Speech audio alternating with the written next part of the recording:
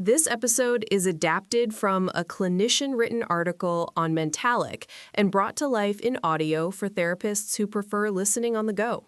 Exactly, for those of us who are always moving between sessions or just need a break from the screen.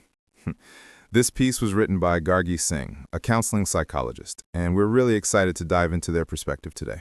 Absolutely. And just for context, if you're new to Mentalyc, it's a clinical intelligence platform that supports therapists with documentation and reflection.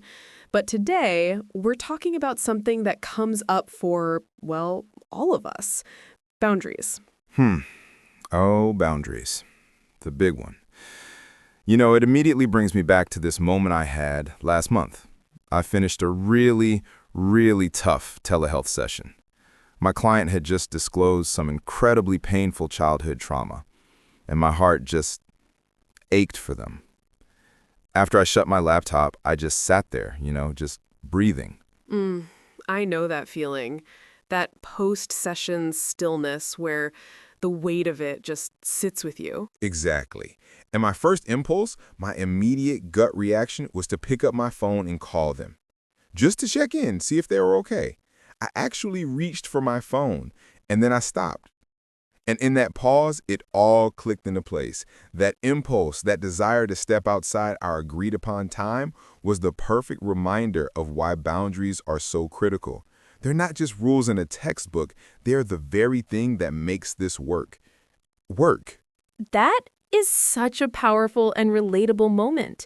The desire to care, to reach out, running right up against the professional need to contain. It's not that the impulse is wrong. It comes from a place of deep empathy. But holding it and holding the boundary is the actual therapeutic action in that moment. Right, is what protects the client and us. When I first started out, especially doing online counseling, I really struggled. I thought boundaries were, cold, mean even. Like saying no was a rejection of the person, not the request. Oh, I think we've all been there. That feeling that you're being too rigid or strict. I remember reading this line somewhere that completely reframed it for me. It said, "The frame around a painting isn't there to trap the art, it's there to help us see it better." Wow. Okay, I love that. That's perfect. It's not a wall keeping them out, it's a framework that gives the work shape and meaning. It helps the client see where the work happens and what our relationship is truly for. Precisely. It clarifies that this relationship, as intensely personal and intimate as it gets, exists for one specific purpose: their healing.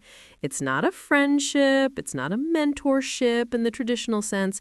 It's this unique, protected space. And that protection is what allows for the vulnerability. I had a client a while back who would text me constantly. Between our weekly sessions, I'd get messages about everything. Fights with her family, a bad day at work, even good news she was excited about. And a part of me, that rescuer part, just wanted to be there for her 24/7, to reply to every text with encouragement. The pull to be responsive, right? It's so strong, especially with the immediacy of texting. So strong. But I realized that by being her constant emotional support, I was actually hindering her growth. So in our next session, we talked about it. We explored her need for that immediate connection and worked on building her own skills for managing those tough moments. It wasn't me abandoning her, it was me empowering her. It felt so much more therapeutic. That's a beautiful example of using a boundary test as a therapeutic intervention. You turned it from a potential problem into a core part of the work. And that's what creates that safe container we talk about. When clients know exactly what to expect, session length, how to reach us, what our roles are, they feel secure enough to do the really hard stuff. Without that predictability, things can get messy so fast. So messy. And honestly, it can become harmful. For clients, fuzzy boundaries can be confusing or even feel unsafe. And for us, it's a fast track to burnout. Or worse, major ethical issues that can put our entire careers at risk. It really is that serious. I've been doing this for a while now, and you start to see the same patterns pop up. The classic boundary challenges that every therapist, new or seasoned, has to navigate. Oh, yeah. Like what? What are the greatest hits? The greatest hits of boundary crossings. Well, number one is probably running into clients in the wild outside of therapy. I had this happen a few years ago at the grocery store. I'm standing there trying to decide between oat milk brands, and suddenly I hear, "Oh my gosh, it's my therapist." No. What did you do? Well, she was so excited, and she immediately turned to her husband and said, "Honey, this is my therapist I was telling you about." And it was just this profoundly awkward moment for everyone. Her husband looked mortified. I felt put on the spot, and she looked a little confused by our reactions. It was nobody's fault, just a boundaryless moment. That sounds incredibly uncomfortable. So, what's the move now? Do you just run it high behind the cereal aisle? As tempting as that is, no. Now it's part of my intake process with every local client. In our very first session, I say, "Hey, we live in the same community, and we might bump into each other.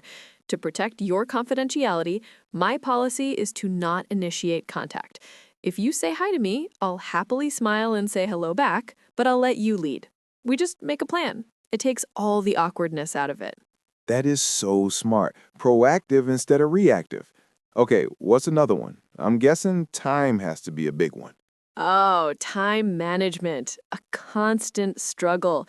You get the client who shows up 15 minutes late but still expects their full hour.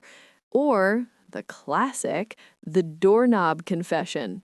Oh, the doorknob confession. Oh, by the way, just as we're ending, I wanted to mention, and then they drop something huge. Exactly, and it tests that time boundary so hard. Your heart wants to say, "Oh my gosh, sit back down, let's talk about this." But your professional brain has to say, "That sounds incredibly important, and I'm so glad you brought it up. Let's make that the very first thing we talk about in our next session."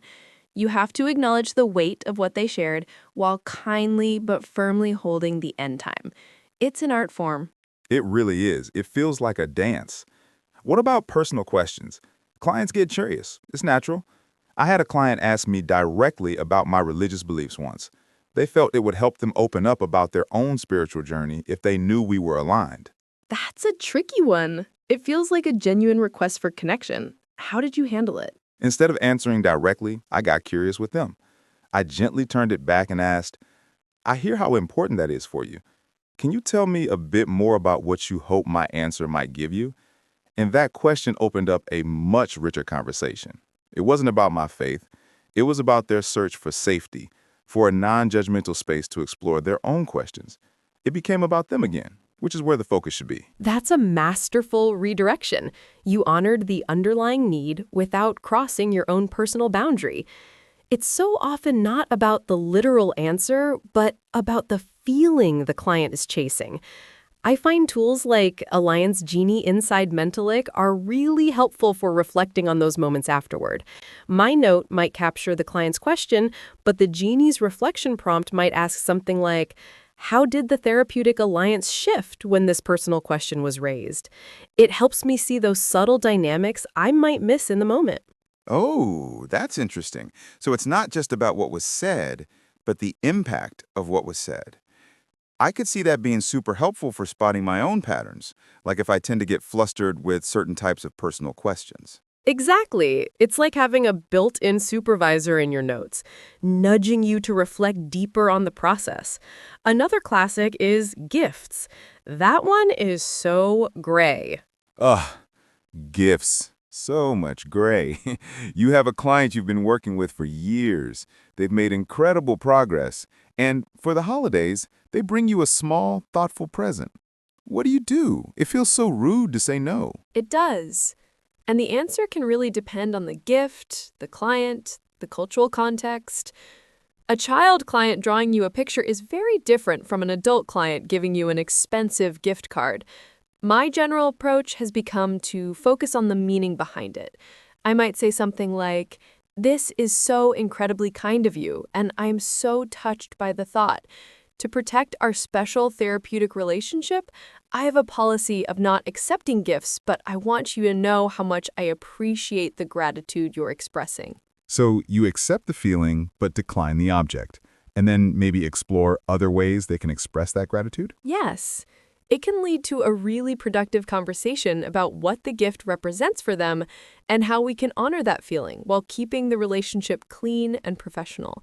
It protects the work. All of this gets even more complicated with telehealth, doesn't it? I mean, my entire practice has been online for the past 2 years, and the boundaries are just different. They're invisible. We lose the natural structure of a physical office. Oh, absolutely. There's no waiting room, no drive home to decompress. Therapy is happening in their bedroom, at their kitchen table, sometimes in their car. The lines get blurry really fast. The biggest one for me is being always reachable. Because they can email, text, or message me through the platform at 10 p.m. on a Saturday, there's an implicit expectation of an instant reply. I had to get really explicit about my digital office hours. In my intake paperwork and our first session, I say, "You are welcome to message me anytime a thought or feeling comes up, but please know that I only check and respond to messages during my business hours, and I typically reply within 24 hours. This is for your crisis plan." Just setting that expectation up front has been a game changer. That's crucial. And then there's the privacy piece. I've had sessions where a client's partner walks through the background, or you can hear kids yelling. It's hard for them to find a truly private space. I've spent time brainstorming with clients about creative solutions, like scheduling sessions when the roommate is at work, or even having them sit in their parked car for privacy. Yes, and we have to model it too. I have my designated therapy corner in my home office with a neutral background, and I use a good headset to ensure sound control. I had to address it with a client recently who wanted to take our session while walking through a busy park. The connection was spotty, there was noise, people were walking by. That's not a therapeutic environment at all. How did you bring it up? I had to pause the session and say, "Hey, I notice you're out and about today, and I'm finding it a little hard to connect with the distractions. For our work to be effective, we really need a private space where you can focus completely. Would it be better if we rescheduled for a time when you're back at home?" He was a little taken aback at first, but then he understood. He just hadn't thought about it. That's a perfect example of holding the frame. You're not scolding them, you're protecting the integrity of the therapy itself. And what about for you? How do you manage the transitions between clients without that physical separation? Oh, I had to build my own rituals. I was getting so burned out doing back-to-back-to-back sessions. Now, I leave a 10-minute buffer between every single client. In that 10 minutes, I stand up, stretch, look out the window, grab some water. I do something to physically and mentally reset. It's my virtual commute. A virtual commute. I love that. It's so necessary. My big takeaway from telehealth is that the boundaries don't need to be stricter. They just need to be communicated clearer and more often. Quick pause. If this part of the work, the constant navigation of boundaries and the risk of burnout feels familiar, Mentalyc can help. Its AI-powered notes and reflection tools like Alliance Genie support your documentation and clinical judgment, all while staying fully HIPAA and SOC 2 compliant. You can explore it at Mentalyc.com. That's Mentalyc.com. And we're back. So we've talked about all these tricky situations. How do we get ahead of them? You mentioned your intake paperwork, which is key. The therapy relationship truly begins before the first session even starts. 100%. My paperwork is my first line of defense. Session length, cancellation policies, emergency procedures, how we'll communicate between sessions, it's all there in black and white. Setting those ground rules from the absolute beginning prevents so many headaches down the line. It really does. And it also requires a lot of self-awareness. We all have our own weak spots where our boundaries get a little shaky. Some therapists struggle to end sessions on time. Others have that rescuer instinct and find it hard not to jump in and solve a client's crisis for them. What's yours, if you don't mind me asking? Mine is definitely overextending myself when a client gives me a lot of positive feedback. When they tell me how much I've helped them, how much the work means to them, a part of me just wants to give more, do more. I've learned that's a vulnerable spot for me, so I have to be extra vigilant in those moments to hold my professional frame. That makes so much sense. Knowing your own triggers is half the battle. And when a client does test a boundary, and they will, because that's often part of the work, consistency is everything, isn't it? Everything. Clear, kind repetition works so much better than being either too rigid and harsh or wishy-washy and inconsistent. If you let a session run over one week but not the next, it just creates confusion. That's where our own support systems become invaluable. You mean supervision and peer consultation? Exactly. We all have blind spots. Talking with trusted colleagues is like having an external mirror. Just last month, I was discussing a case where I felt unusually invested, and my peer group helped me see that some of my own personal stuff was getting tangled up in the case, affecting my objectivity. I hadn't even noticed it until I said it out loud to them. That's why those consult groups are lifesavers. It's not a sign of weakness to need that. It's a sign of professional responsibility. And some of the most powerful therapeutic moments can happen when you address a boundary crossing directly in the session. Can you give an example? Sure. A client recently sent me a friend request on Facebook. My immediate reaction was, uh-oh, can't do that. But instead of just ignoring it or sending a private message, I brought it up in our next session.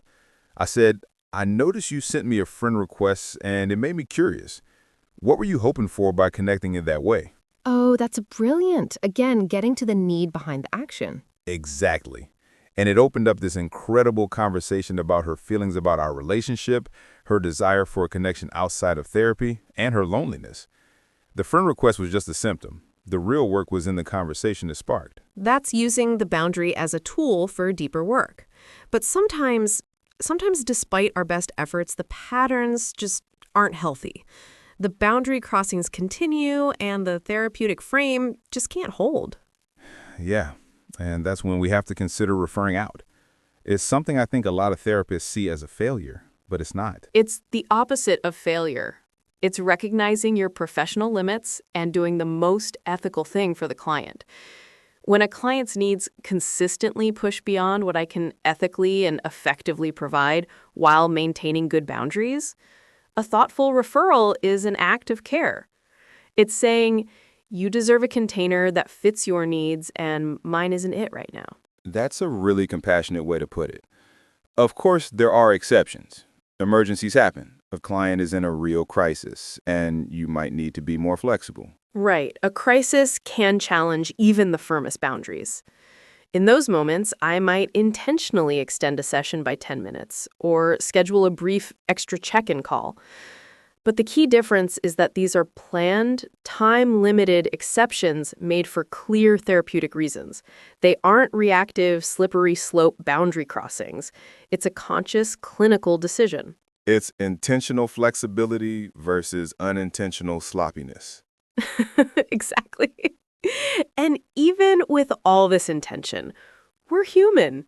We make mistakes. We say something that lands wrong, we get a little too involved, we miss something. It happens. It does, and the repair is what matters. I think a well-handled mistake, owning it, discussing it, and repairing the rupture can actually be one of the most powerful ways to build trust and model what a healthy relationship looks like. I couldn't agree more, which brings us back to the core idea, I think. The biggest lesson I've learned about therapeutic boundaries is that they aren't restrictions at all. They're profound expressions of care. Yes, you're showing the client that your relationship with them and the work you do together matters enough to be protected, fiercely protected. When they know what to expect from me, they don't have to waste energy testing limits or worrying about overwhelming me. They can just focus on their own growth.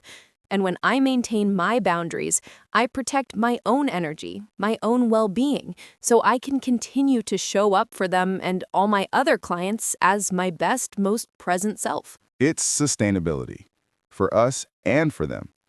I remember being so worried about the documentation burden, thinking that spending time on notes would take away from my client focus. But honestly, automating my notes has freed up so much mental space to actually think about these boundary issues. And that new feature where you can transfer notes to your EHR with a single click? No more copy-pasting is a gift to my sanity. It's the little things that make a big difference.